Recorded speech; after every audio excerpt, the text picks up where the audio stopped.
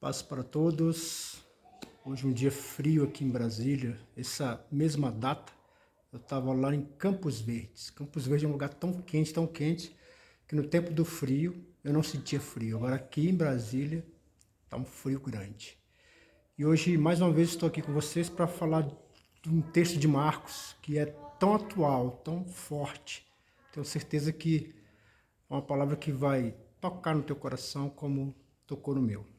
O livro de Marcos, capítulo 3, versículo 31 diz assim: Chegaram então seus irmãos e sua mãe, e estando fora, mandaram-no chamar. E a multidão estava sentada ao redor dele, e disseram-lhe: Eis que tua mãe e teu irmão te procuram, e estão lá fora. E ele respondeu: Quem é minha mãe e quem são meus irmãos?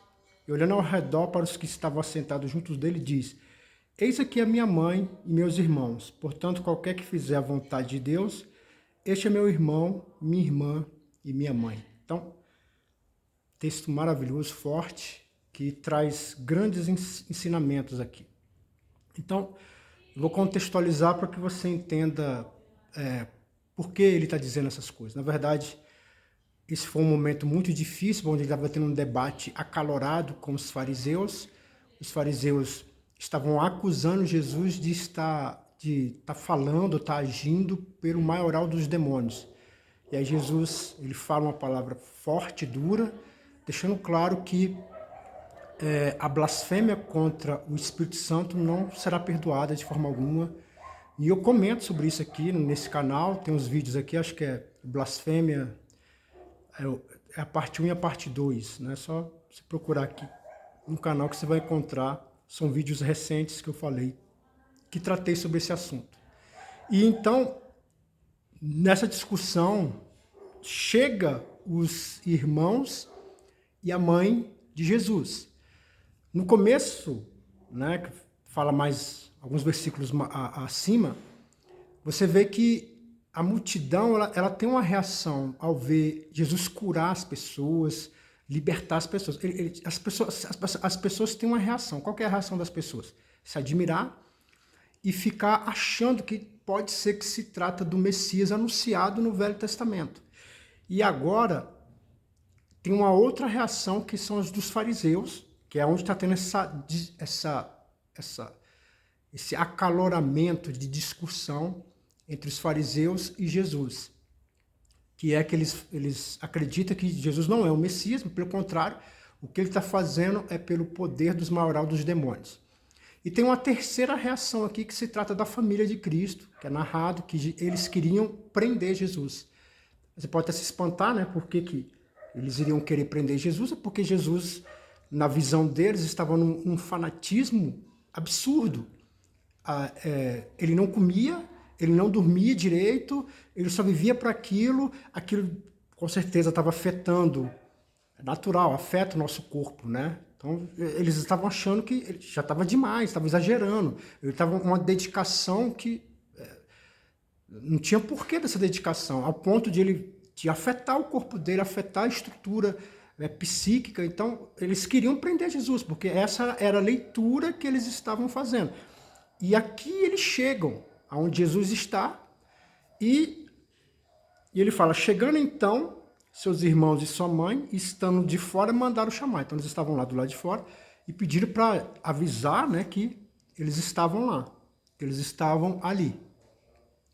Então o que ele faz? Quando ele ouve isso, todo mundo espera que Jesus vá atender. Porque nós estamos falando aqui de uma família. No Antigo Oriente, assim como até os dias de hoje é assim, né? As pessoas elas são muito ligadas na família. A família é algo muito importante. Inclusive, hoje, aqui também no Ocidente, a gente tem os laços familiares como coisas muito fundamentais, coisas muito fortes. E quando se diz que a família de Jesus estaria ali, então todo mundo, né, já está consciente, fala, não, agora ele vai parar porque ele vai atender. E Jesus faz algo surpreendente, ele não vai atender sua família. Isso aqui já é umas coisas que tem que deixar claro. Primeiro é que Jesus amava sua mãe e amava seus irmãos. no decorrer do texto, você vai ver que ele se encontra na cruz e ele vê João e ele fala assim, João, eis aí a sua mãe. Mãe, eis aí o seu filho. Então, até na hora da morte, ele tenta cuidar da mãezinha a qual ele ama tanto. Então, Jesus sempre levou muito a sério laços familiares. E a Bíblia, ela deixa muito claro que toda a sociedade ela foi constituída através da família, que a igreja é constituída através da família. Empresas que se dão bem, você pode ver que boa parte tem um ambiente familiar. Os funcionários se tratam como irmãos, muito respeito, muita consideração. Então, aonde tem esse âmbito familiar, aonde quer que esteja, existe uma estrutura, existe uma probabilidade gigantesca de crescimento e de amadurecimento de todas as áreas, financeira, espiritual. A família sempre foi algo muito fundamental. E o Velho Testamento ele atesta isso de várias vezes. Um texto que eu acho importante a gente citar aqui é o livro de Êxodo, no capítulo 20. Porque aqui vai tratar da família e vai tratar dos filhos. E fala algo que é extremamente importante e forte, que vale a pena a gente entender aqui. Diz assim, honra teu pai e a tua mãe para que se prolongue os teus dias na terra e que o Senhor teu Deus te dá. Então, há uma promessa aqui, esse mesmo mandamento vai ser repetido, né? Os 10 mandamentos vão ser repetidos num outro texto. E quando se fala nesse sentido aqui, ele traz... é o único mandamento que tem duas promessas. Quando você vai... nós estamos falando aqui das leis morais, né? Então, os 10 mandamentos. Então, os 10 mandamentos, ele fala aquilo que você tem que fazer, que Deus está ordenando, é uma ordenança de Deus. Porém, esse é o único mandamento que tem duas promessas. Então, ele fala assim, honra o teu pai e tua mãe. O que é honrar? Honrar é ser obediente. A obediência vai estar muito ligada aqui, né? Você vê que quando você vai ler no Novo Testamento, quando se trata dos discípulos, de nós que somos igrejas, que temos que servir, deixa claro que uma das coisas que temos que fazer é obedecer. A obediência está muito ligada a você honrar aquele a quem você está obedecendo. Então, nós, como servos de Deus, nós temos que honrar a Deus. A nossa honra a Deus, ela é vista, ela é presenciada no momento em que você está disposto a obedecer, no momento em que você está pronto para obedecer. E aqui fala que o filho ele tem que honrar o pai e a mãe. Então, não importa quem é o pai e a mãe, aqui não está especificando quem é esse pai e quem é essa mãe, mas é pai e mãe, você tem que honrar. Não fala em que tempo que você tem que honrar, você tem que honrar em todo tempo. Enquanto eles estiverem vivos, você está com 80 anos, seu pai está com 110, honre o teu pai. Por quê? Quais são as promessas? Primeira, para que te prolongue os teus dias na terra que o Senhor teu Deus te dá. Então, para que você tenha mais vida. E num outro texto, onde vai tratar do mesmo assunto, ele vai dizer assim, para que te vá bem e que te prolongue os seus dias. São duas promessas. Então, primeiro é prolongar o dia, você ter mais vida. Por que que isso é uma promessa? Por que que isso é algo visto aqui como benefício? Porque vida é um dom de Deus. Ninguém deveria querer se matar, ninguém deveria querer matar ninguém. Vida é um dom de Deus, é uma graça, é uma misericórdia, é um presente que Deus dá. Que os próprios anjos, em outros textos, falam que eles gostariam de viver. Eles gostariam de sentir isso aqui que a gente está sentindo. Então, a sua vida, por mais difícil e complicada que seja, é um dom de Deus. Deus deu para você. Ame a tua vida, sabe? Invista na tua vida. Faça aquilo que for, tudo aquilo que, as oportunidades que surgir, invista na sua vida. É um dom.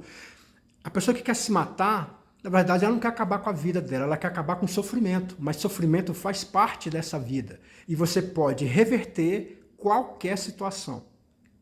E a outra promessa é que tudo te vá bem. Normalmente, os bons filhos, Deus acha graça e abençoar. Não importa a religião dessa pessoa. Se essa pessoa ela é um bom filho, Deus acha graça em abençoar. Você vê que tem muitos filhos que são muito bons e às vezes morrem cedo. Só que quando eles morrem cedo, eles deixam um legado de vitória. Você pode reparar isso aí. Ou então, aqueles que não têm um legado de vitória vivem muito tempo. E vivem numa boa estrutura. Não importa se é muito grande ou se é muito baixa, mas ele tem uma estrutura. Então, é uma promessa real, viva e verdadeira. tudo aquilo que a Bíblia te promete, você pode orar. Se você tem sido um bom filho, então continue clamando a Deus para que Ele possa te abençoar, para que Ele possa te dar mais tempo de vida, porque é uma promessa e Deus cumpre as promessas dele. Então você vê aqui a importância. E aí você vai ter vários textos que vai falar, tanto no Velho Testamento quanto no Novo Testamento, da estrutura familiar, de como um homem ele deve amar sua mulher, amar seus filhos, ter uma comunhão, e tudo isso vai refletir no trabalho, reflete em tudo. Então, esse laço aqui, ele é muito importante, né, nós estamos aqui, hoje é dia 15, né?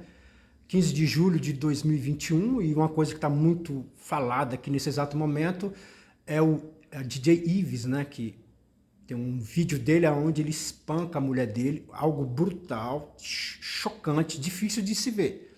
E você vê que ao ele ter essa atitude, esse descontrole, ele agora perde tudo. Ele perde dinheiro, ele perde o prestígio, todo mundo vai abandonando ele. Por quê? Porque, no fundo, ele plantou e colheu. E aí, o que ele faz? Ele faz o que todo bandido faz.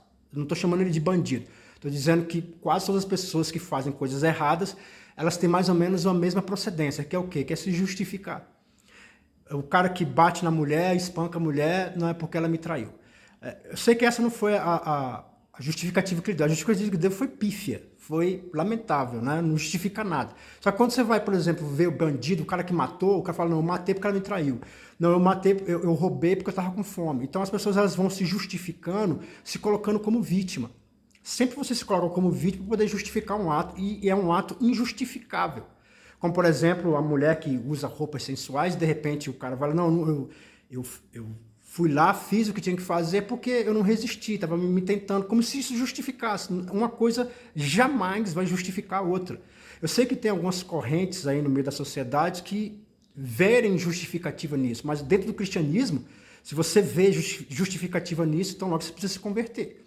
De fato, as estruturas familiares elas são muito bem consideradas. Então, o que essa mulher fez, quando ela expõe, é justamente o conselho que eu dou a muita gente quando você está em uma situação complicada eu vou dar um exemplo. Teve uma pessoa que chegou para mim um tempo atrás, ela deve acompanhar aqui o canal, mas ela chegou para mim e eu cheguei na casa, a mãe dela estava lá e todo mundo meio sem graça. Eu falei, não, o que está acontecendo, gente? Me fala aí, né? Estou vendo que vocês estão agindo de forma estranha. Eu falei, não, é porque o presbítero ele espera o marido dela sair para poder ficar aqui dando em cima dela, da menina, né? A mãe falando, né? E aí, o que a gente faz? Porque ela não sabia lidar com isso, era uma autoridade da igreja. Como é que a gente lida com isso? Eu falei, não, é simples.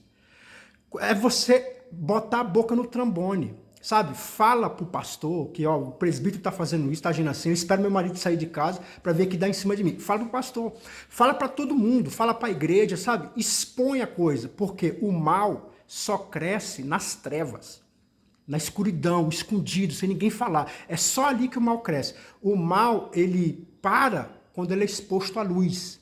Então, aí ela fez isso, ela começou a falar, falou pro pastor, ele foi disciplinado, o presbítero, nunca mais chegou perto dela. Por quê? Porque foi exposto. É assim que você tem que fazer, por exemplo, com o seu filho ou com a sua filha, onde você tem que ensinar que o corpo dele, o corpo dela é intocável, é patrimônio dela. Ninguém tem que tocar. Se tocar, tem que contar para a mamãe, tem que contar para o papai, tem que contar para a igreja, para o tio, para todo mundo. Conta para o mundo inteiro.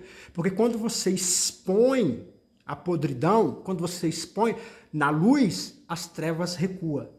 Agora, não fala nada não. Sabe, tomou um murro na cara do marido, aí você não fala nada. Você diz que foi porque você caiu da escada.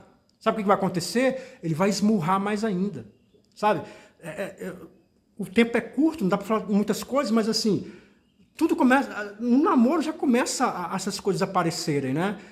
O destratamento, as chantagens. Muito namorado faz, ó, se você me ama, você tem que provar seu amor, nós temos que se deitar na cama, essa é a prova de amor, quer dizer, já deixando claro que ele desrespeita a pessoa. Então, são coisas que vai trazer desestruturas e vai trazer feridas e dores que talvez você não esteja preparado para viver, ninguém está preparado para viver essas coisas. Então, um ponto aqui é que se coloca na luz todas essas coisas, você fala, você coloca tudo na luz para que as trevas possam não avançar. Então, voltando ao texto, Jesus ele faz algo impressionante, que deixa todo mundo impressionado. Por conta disso, todo mundo tem uma visão maravilhosa de acordo com a família. Todo mundo vê a família, sempre teve essa visão profunda e forte, né? E agora aqui nós vemos Jesus tomando uma atitude impressionante. E a multidão estava sentada ao redor dele e disse-lhe: eis que tua mãe e teus irmãos te procuram, estão lá fora. E ele lhe respondeu dizendo: quem é minha mãe e quem é meus irmãos? Então, eu acho que todo mundo se espanta, porque o que todo mundo estava esperando é que Jesus se levantasse e fosse atender. Porque família é algo muito importante. E eu quis deixar isso claro aqui, falando sobre todas essas coisas, porque você precisa valorizar sua família, você precisa valorizar sua mãe, você precisa valorizar seu pai. Você, esposa, tem que valorizar seu marido, o marido tem que valorizar sua esposa, tratar com amor, com graça, com mansidão. Então, família é algo muito importante. E Jesus, ele não desfaz da família em momento algum. Mas aqui ele quer ensinar um princípio espiritual. Qual que é o princípio espiritual? E ele lhe respondeu dizendo: quem é minha mãe e meus irmãos? E olhando ao redor para os que estavam assentados junto dele, diz: eis aqui minha mãe e meus irmãos. Então Jesus ele olha para todos e fala: ó, esses aqui são minha mãe e meus irmãos. Porquanto qualquer que fizer a vontade de Deus, esse é meu irmão e minha irmã e minha mãe. O que Jesus está deixando claro aqui, como ele sempre está falando através das parábolas, através de vários ensinos que ele dá, são as profundidades do reino dos céus. Aqui na terra, laços profundos, fortes, é sua família. O seu amor para o teu filho, amor para tua mãe, teu pai, o amor entre um homem e uma mulher. Esses laços são fortes, fortíssimos, determina muita coisa. A gente faz muitas coisas, a gente faz muito sacrifício por causa desse sentimento de amor que a gente tem pela família. A gente é muito ligado nisso, a gente faz coisas, sacrifício por causa disso. Esses são laços fortes e você tem que valorizar, assim como Jesus valorizou sua família. Mas no reino dos céus, esses laços se desfazem e os laços fortes passam a ser os laços da irmandade. O que Jesus está deixando claro aqui é que apesar de a gente ter família, isso aqui ser muito forte aqui na terra, o que é forte no céu não são esses laços. O laço forte na terra é o laço entre irmãos. Esses são laços fortes, poderosos. E isso é uma palavra de paz e de graça para aqueles que não têm, aqueles que estão com seus filhos nas drogas e que de fato eles não vão se salvar, não querem saber de Deus, filhos ateus, pessoas que se desviaram. Quando você tem que entender que quando você for para a glória, esses laços eles não têm mais essa força. A força dos laços que tem são laços de irmandade. Isso significa o quê? Significa que lá na glória você não vai perder 1/10 da sua alegria, porque o teu filho não está lá, porque o teu tio não está lá, porque tua mãe não está lá, porque o teu pai não está lá. Você não vai perder 1/10 dessa alegria. Sabe por quê? Porque os laços que importam lá, eles são tão fortes, os laços entre irmandade, que eles superam esses laços que a gente tem aqui hoje. Que pra gente não há como superar. Não há como superar o amor de uma mãe para um filho. Para nós, nesse exato momento, nós não conseguimos entender a dimensão disso. Mas quando você chegar lá, você vai entender que esses laços de irmandade são mais fortes. Jesus está deixando claro que Deus faz promessas e envolve a sua família, mas nós sabemos que nem toda família vai unida para o céu. Temos exemplos disso, por exemplo, a família de Davi, claramente, um dos filhos era endemoniado, e com certeza nem todos foram, mas isso não diminui a alegria, porque há laços mais profundos lá no céu do que aqui na terra. Enquanto você está aqui, o teu ponto aqui é a família. Fortalecer a família, sabe? Se una com o teu irmão. É claro que o comparativo aqui é entre irmãos, né? Irmãos de sangue, que são filhos da mesma mãe, do mesmo pai, e de repente eles têm, sabe, aquele laço profundo. E o que eles acontece? A gente sabe que alguns irmãos não se dão bem, há muita briga, discussão, aquele negócio todo, mas a maioria não é assim. Os irmãos se cuidam, eles se zelam, eles se preocupam um com o outro. É esse laço aqui de irmandade que vai ter lá no céu lá. É tão profundo, tão forte, que ele é a inspiração para todas as ações que a gente vai fazer naquele outro lado de lá, que é bênção, que é graça. Eu tenho certeza que eu quero acreditar que você e sua família vai alcançar isso aí. Nós não sabemos quem vai estar lá, se meu filho, meu pai, nós não sabemos. Essa é a decisão de Deus. Enquanto estamos aqui, nós nos dedicamos à família. aos irmãos, principalmente a família, depois as outras coisas. Mas sabendo que quando chegar lá vai ser diferente, não haverá essa familiaridade. Pelo contrário, os laços dos irmãos serão mais fortes. E aí eu quero encerrar falando de Colossenses 3,19. Colossenses 3,19, ele fala também algo muito importante a respeito da família. Eu sei que tem muitos textos que dá para falar muita coisa aqui, mas eu não quero me estender. Então diz assim, no versículo 19: Vós, marido, amai a vossas esposas e não a irriteis contra ela.